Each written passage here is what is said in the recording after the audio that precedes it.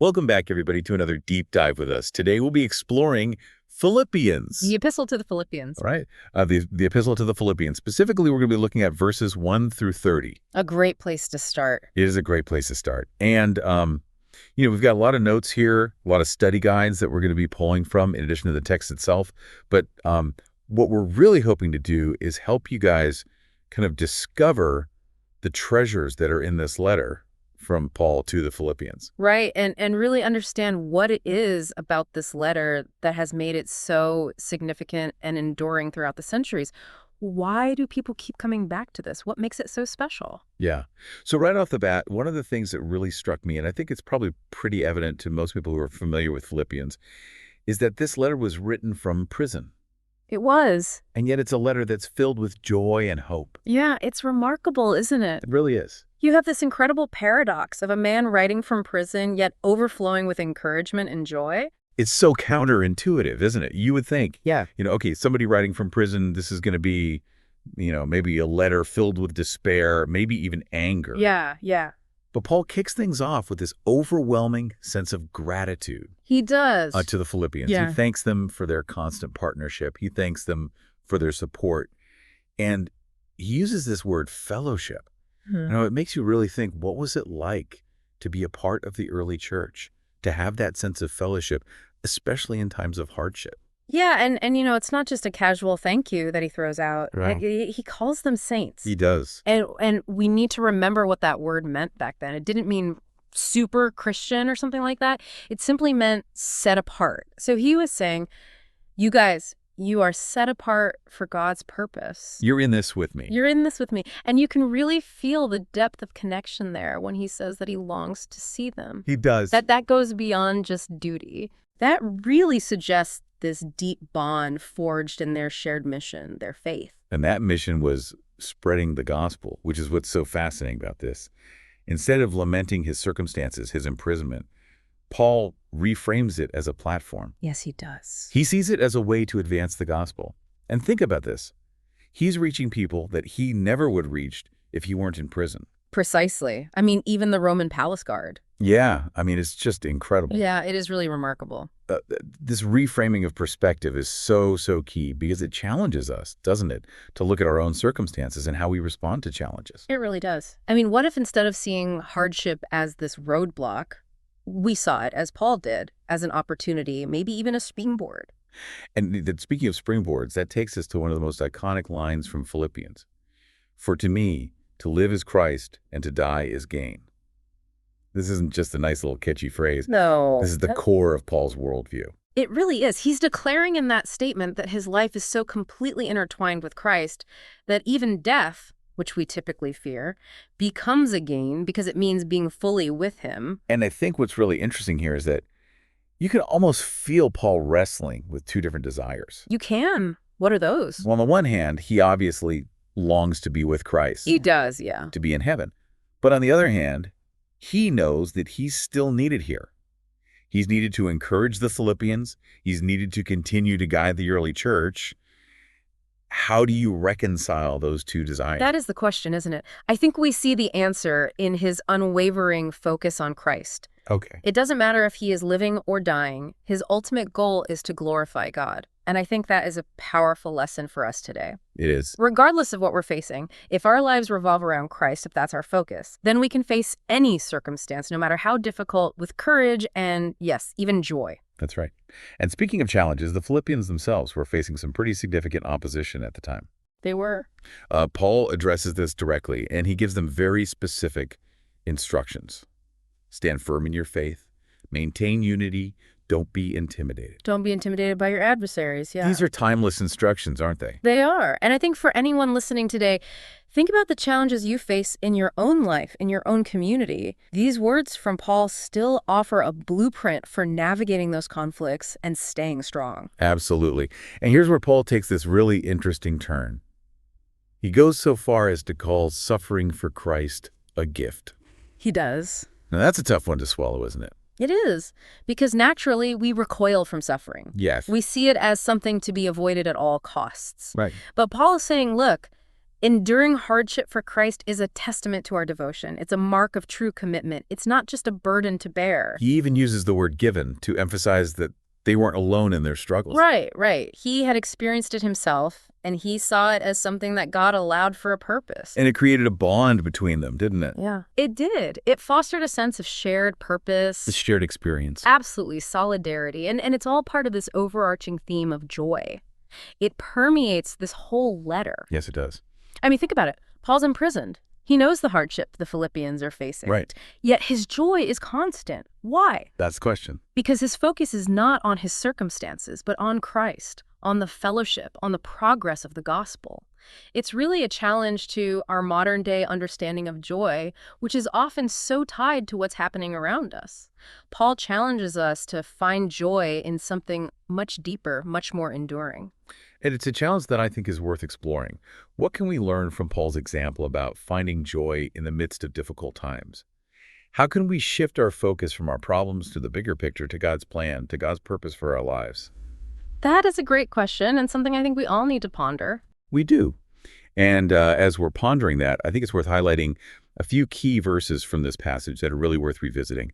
The one that always jumps out to me is, "For to me, to live is Christ, and to die is gain." It's such a concise, powerful statement of faith and purpose. Absolutely. It's one of the most well-known, and for good reason. It's just so powerful. And another one that really resonates with me is, "I can do all things through Christ who strengthens me." Yes, that's a great one. It reminds us that we're not alone in our struggles, that we have access to a source of strength beyond ourselves. Exactly. And it's important to remember that these verses aren't just about individual strength or grit. No, they point to something much bigger. They point to the power of the gospel to change lives, to shape history. And Paul's entire letter is a testament to that power. It is. It's a testament to the transformative power of the gospel. And that's ultimately what makes Philippians so timeless and relevant, even centuries later.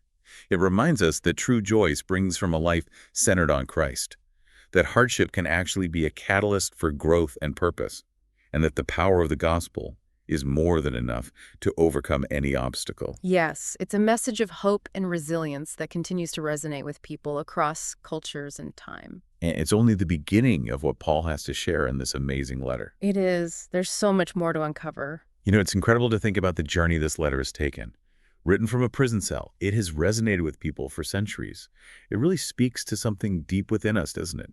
That longing for hope, for strength, for something to cling to when life gets tough. It does. And one of the things I find so fascinating about Philippians is the window it gives us into the life of the early church.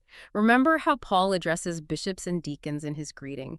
It shows that even in those early stages, there was structure, leadership, and a sense of organization within the church. It's a good reminder that the early church wasn't some perfect utopia. They faced their share of challenges and conflicts, just like we do today. Right. And I think some people might be surprised to learn that there were those within the church who were actually trying to undermine Paul's ministry. He even mentions those who were preaching Christ out of envy and strife, using his imprisonment as an opportunity to discredit him. That's pretty intense. It really humanizes the early church, doesn't it? It shows that even in a community as dedicated as that, there were still struggles with jealousy and ambition. Absolutely. It shatters this romanticized image of perfect harmony and reveals the very real challenges they faced. But what's so inspiring is that in spite of these challenges, Paul doesn't lose sight of the bigger picture. He doesn't. He keeps coming back to this theme of unity. He urges the Philippians to stand fast in one spirit, with one mind striving together for the faith of the gospel. He doesn't dismiss the conflicts, but he calls them to rise above those differences, to focus on what unites them rather than what divides them. And that's where his emphasis on fellowship becomes so vital. It's not about ignoring disagreements or pretending everything is fine. It's about something much deeper. It's about a shared commitment to Christ and a shared mission to spread the gospel.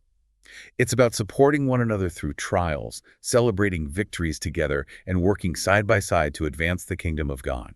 It's a powerful vision of what community can be. And it's a challenge to us today, isn't it, to cultivate that same spirit of fellowship within our own churches and communities, to recognize that we need each other, that we're not meant to walk this journey of faith alone. And that leads us back to this theme of suffering, which was such a constant in Paul's life.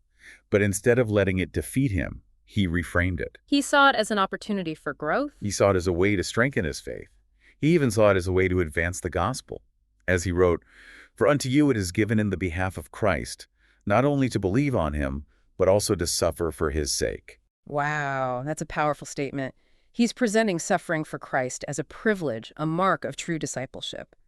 It's not something we should seek out, of course, but it's something that will inevitably come to those who are truly committed to following Jesus. And that word given always stands out to me. It highlights that suffering isn't some random meaningless event. Right.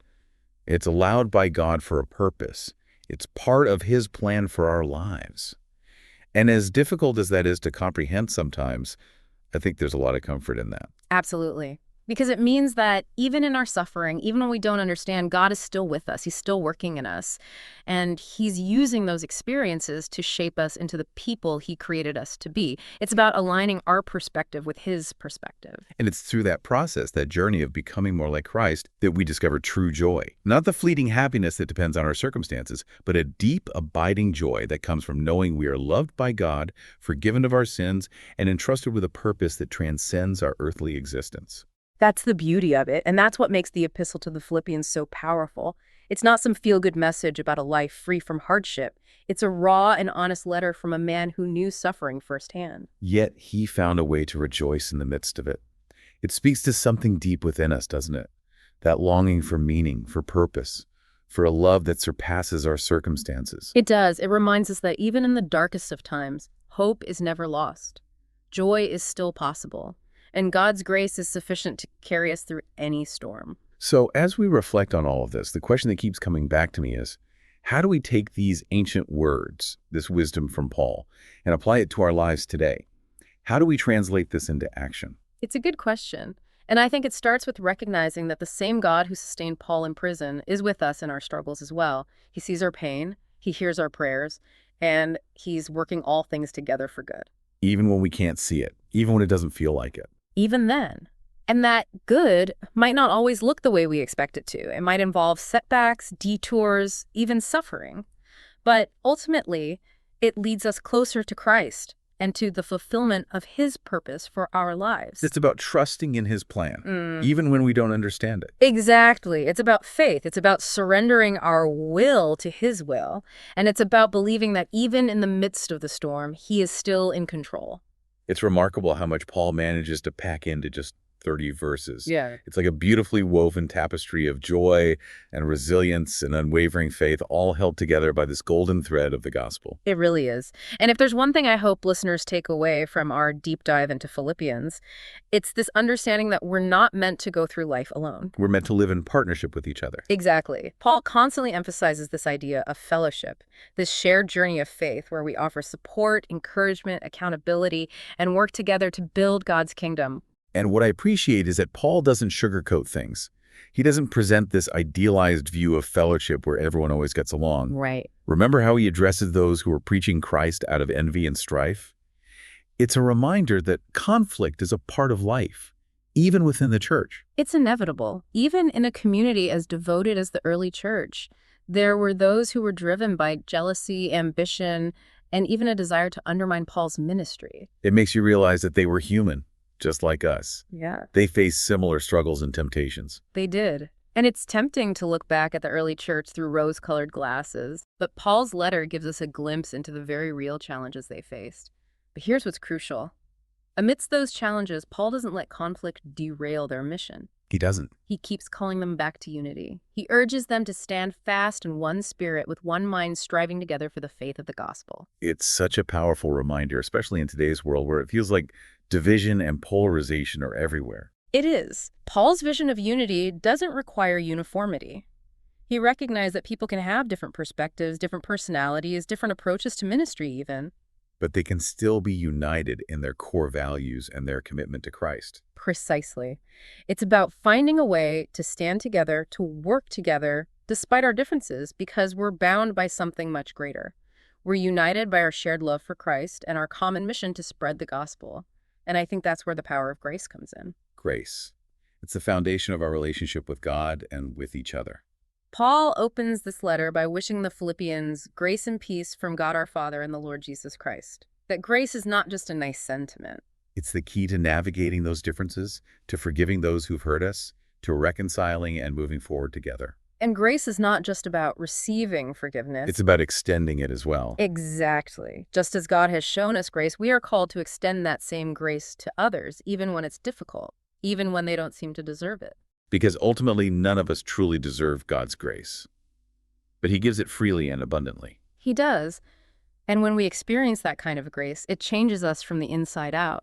It softens our hearts, humbles our spirit, and makes us more willing to offer that same grace to others. And that's what makes the epistle to the Philippians so powerful and so relevant today. It's not some fairy tale about a life free from hardship. It's a letter written by someone who knew suffering intimately. But still found a way to rejoice in the midst of it. It's a letter that speaks to the deepest longings of the human heart. The longing for meaning, for purpose, for love that transcends our circumstances. It reminds us that even in the darkest of times, even when we're facing trials and setbacks, hope is never lost. Joy is still possible. And God's grace is more than enough to sustain us. So as we wrap up this deep dive into Philippians, I want to encourage you to go back and reread those 30 verses. Take some time to really reflect on them. What is God saying to you through this letter? How can you apply these truths to your own life? And how can you be a conduit of that grace, that hope, that joy to the people around you? Because in a world that often feels shrouded in darkness and despair, the message of the gospel is a beacon of light. It's a source of strength, and it's the invitation to experience the life-changing power of God's love. Thanks for joining us on this journey. We hope you've been encouraged and challenged by our conversation. Until next time, keep exploring, keep learning, and keep diving deep into the truths that can transform your life.